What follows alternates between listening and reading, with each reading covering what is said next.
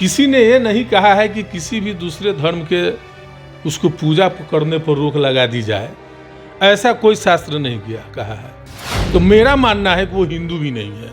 अगर हिंदू होते तो जो सनातन धर्म कहता है उस हिसाब से चलते। हमको लगता है कि शायद चुनाव ना होने वाला है, यूपी वगैरह कई जगह चुनाव होने वाला है ना, इसलिए वो बोल रहे हैं, लोग करते नहीं है।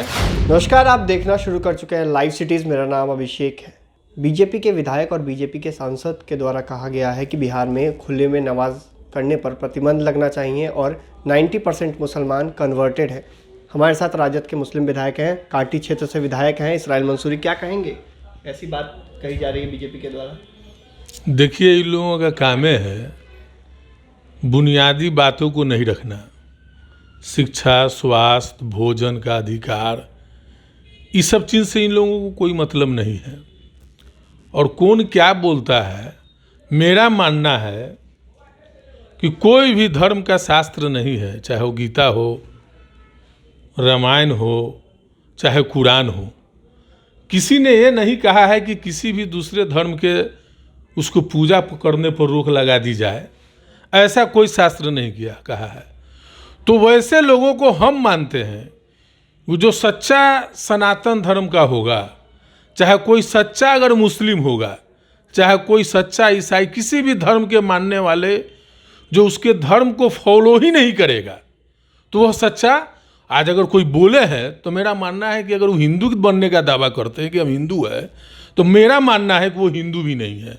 अगर हिंदू होते तो जो सनातन धर्म कहता है उस हिसाब से चलते।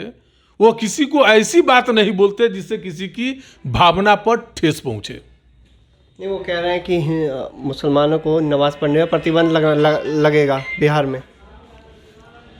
अब देखिए, प्रतिबंध लगेगा कि क्या लगेगा, वो तो बिहार के सरकार में है, वो सरकार को समर्थन देने दिए हुए हैं।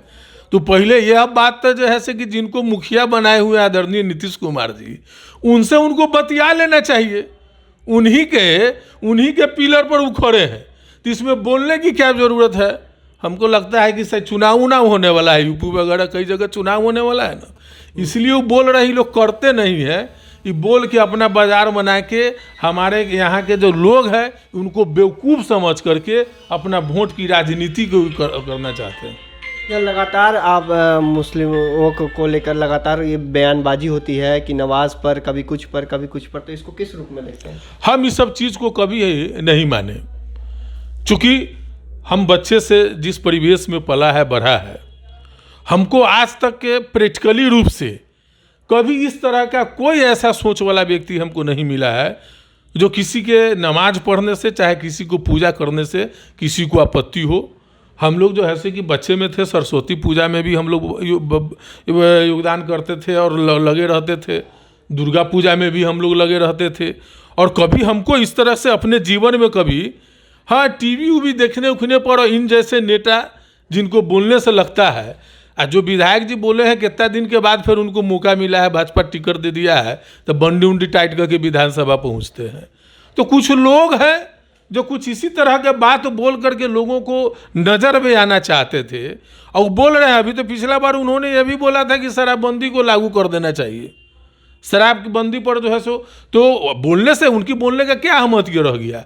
आप इस तरह से एक तरफ बिहार में शराबबंदी के खिलाफ बोले, और दूसरी बात जो है से कि आपके जो है समर्थन से बिहार का सरकार बना हुआ है, मुख्यमंत्री है। तो किसको ठग रहे हैं? जो बेवकूफ़ लोग हैं, जिनको ठग सकते हैं, समझा सकते हैं, वही लोग इन्हीं की भाषा समझते हैं। जो प्रबुद्ध नागरिक है इस देश का, जो पक्का भारतीय है कि हिंदुस्तानी है, इन लोगों के बात को कभी कोई महत्व नहीं देता है। वंदे मातरम को लेकर भी राजनीति होती है, तो हम तो आपको उस दिन भी बताए हैं। बस ये लोग यही करेगा, दूसरा कोई काम नहीं है। यही करके देश में ध्रुवीकरण करके आज की स्थिति जो है भयावह स्थिति है। इतने लोग बेरोजगार हो रहे हैं। हम लोग सामाजिक जीवन जीने वाले लोग हैं, एक प्रतिनिधि हैं। कोई ऐसा दिन नहीं है जो दर्जनों युवा अपना सर्टिफिकेट लेके नहीं घूम रहा है।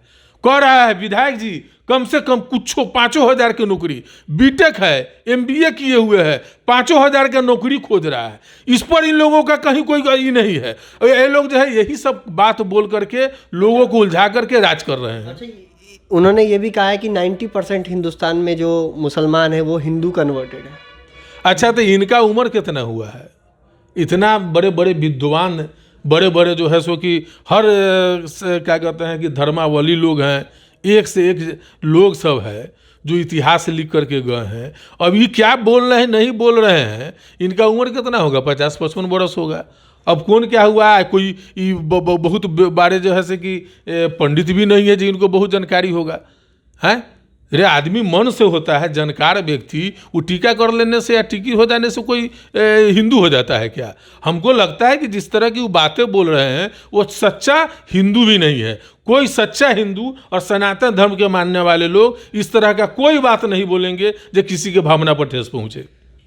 तो राजद विधायक इसराइल मंसूरी ने साफ साफ कहा है कि वो विधायक जो है वो हिंदू भी नहीं है, क्योंकि सनातन धर्म में किसी दूसरे को ठेस पहुंचाने की बात नहीं कही गई है और वो दूसरे को ठेस पहुंचा रहे हैं, साथ ही अनर्गल बयानबाजी कर रहे हैं। इन बयानबाजी से बचना चाहिए। बने रहिए लाइव सिटीज़ के साथ। हमारी यूट्यूब चैनल को सब्सक्राइब करिए, फेसबुक पेज को लाइक करिए।